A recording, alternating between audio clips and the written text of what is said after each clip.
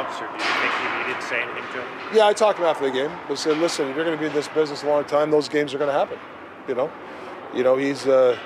He's a really good goaltender, and to be a really good goaltender, you can ask Demmer. You're going to have a night like that, where he said I could add this one, I could add. You just go and come to practice the next day and you work at your game. I mean, he's fine. We've put him in tough spots and he's responded, so I'm not worried about him. Doesn't always happen in Vancouver, but the sun comes up the day after a loss like that one. Just put the work boots on and get right back at it. Yeah, it's a weird game. It's it's one of those things. Got comfortable 4-1. Power play was cooking.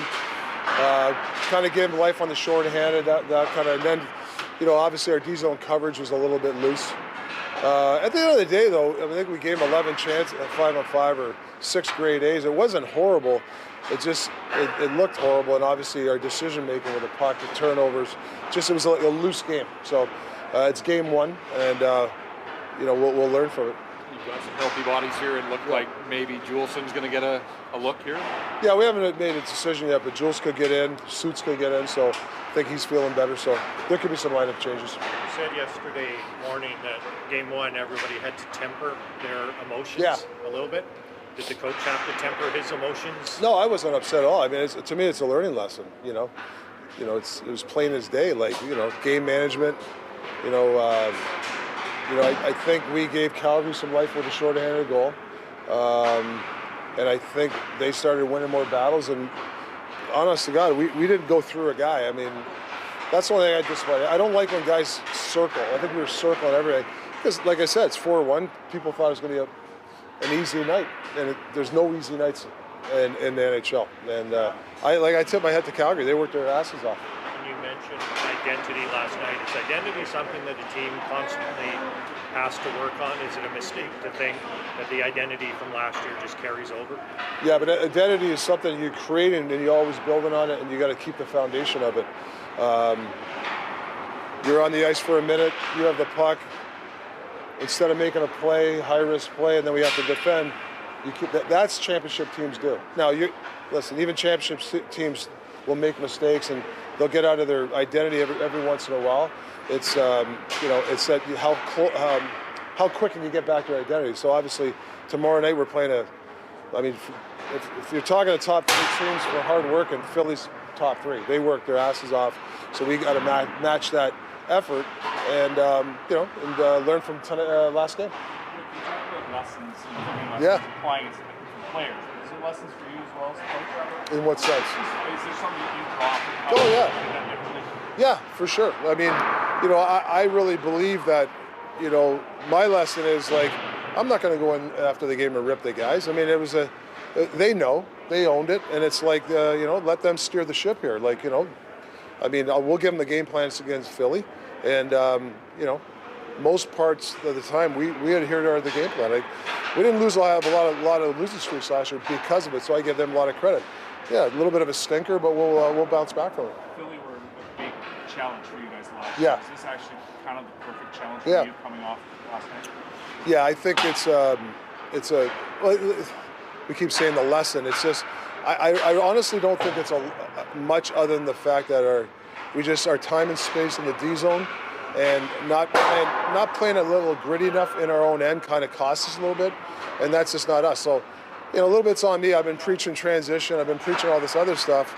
We still got to be the meat potatoes without the puck, and that's why we did a little bit more 5-on-5 play today. Rick, when you talk about that D-zone coverage, is the major emphasis with the new guys learning the system, or is it just refreshing some of the guys that have come back? Yeah, I'm not going to point fingers at them. It's them learning too, because there's some spots that a couple of those guys were kind of, they kind of left their man because they thought of something else. So it's, we just got to give them some reps. We got to give those guys some games with the full team. Like I said, it's a training camp. You got to remember, half the team's playing. Some guys didn't even play. Like Millsy didn't play there. So there's some rust that still going to have. I don't know, last night you saw how many goals were scored. I mean, 8 goals, 6 goals. I think that's the first thing. And after exhibition games, the first bunch of games, there's a lot of goals because guys are kind of all over the place, D-zone coverages. So, what did you see from Juulsen this far? For his camp? Yeah. Yeah, I think he's had a pretty good camp. I think he's had a good camp.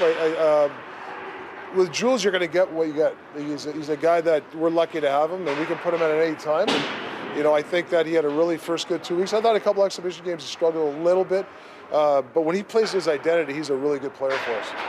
Rick, 12 block shots last night, and it looked like on a couple of goals, players were in position, but they were just a little bit off. For us, defensively? Yeah. Yeah. Is that something that you can work on in practice, actually blocking shots and getting in that position? Yeah, I mean, blocking shots is tough in practice, but boxing out and chipping the body, you can do. We can practice that. That's habits. And I think when you box out and you let your goalie see the puck, I mean, that's really what it comes down to, box outs. And, I'm not sure that we were that bad boxing out last night, but it's something that we should always work at. With Juulsen, we saw his job last year. He had an opportunity to get some one-on-one time. It wasn't maybe successful right off the bat, but he improved his play. Is he the blueprint for Forbert and Bayharney in that regard? 1,000,000%. I think that whether Vinny sits out some games, he's going to work with our guys. Worked with Hoggy, worked with Dakota. Like, you can't be afraid to have that. Juulsen can come in, I don't know if it's tomorrow or the next game, and we can have a little bit of a rotation, and guys can work with the coaches. I think that's important. You never want to lose, obviously. As a coach, is it easier to get their attention if you give up the overtime goal rather than give up the overtime goal rather than score the overtime goal? I'd rather win and have that lesson, to be honest with you. But yeah, no, I know what you're saying. Honestly, it's these are moments, and it's like I said, it's the first game of the year. I'm not quite sure the coaches have to say too much. I mean, the players watch their shifts. They know what they could do better. There's some forwards there. They had average nights or less than average nights. And why did you have an average night? I have, they'll hear from me why, but I think they say it. I don't have to say it. On the third pairing today, just your thoughts on what you need to do if you get a chance to get in. I think just keep it simple, go north when I can, and just not overcomplicate the game. I think it's going to be the biggest thing for me. How have you felt about your camp and your preseason and where your game's at? Yeah, I think it's been pretty good so far. Obviously a couple preseason games just to get into it and feel the puck and back at action. But obviously the regular season is a little different than preseason, so I think, like I said, tomorrow's just going to be keep it simple if that's what it is. What was the focus today at practice after watching last night? Yeah, just getting into guys, taking the body, staying in front of guys, and then managing the puck a little bit here and there. Rick has been so big on staples and structure since he got here. What did it look like to you watching last night? I mean, that didn't look like sort of Canuck hockey that we've come to expect. Yeah, for sure. Obviously, get off to a 4-1 lead there, and then I think the second period we just sat back, just on our heels there, and felt a little too comfortable. I think being up 4-1, and it was too easy. And then they get one, and they're right back in it there, and then they just started rolling with it. And I think just little errors we made in our D zone, just coverage wise, and it's things we can fix. And it's only one game, which is nice. Skated with a new partner today in Forbert. Yeah. Is there an adjustment period there, or how did it feel with him? I think anytime you're with a new partner, you just got to talk. If you guys talk and talk everything out, I think that will help with your success on the ice. So just talking to him and reading off him and how he plays. Is there any timeline in terms of that chemistry? I think it can happen right away. I mean, if you gel right away and everything goes well, I think you'll be good to go.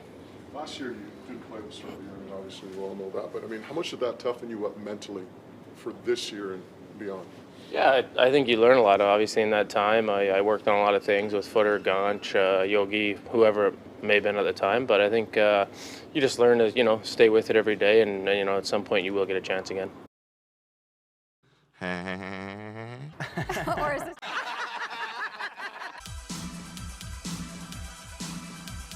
Generational talent. Thanks for liking the video and subscribing.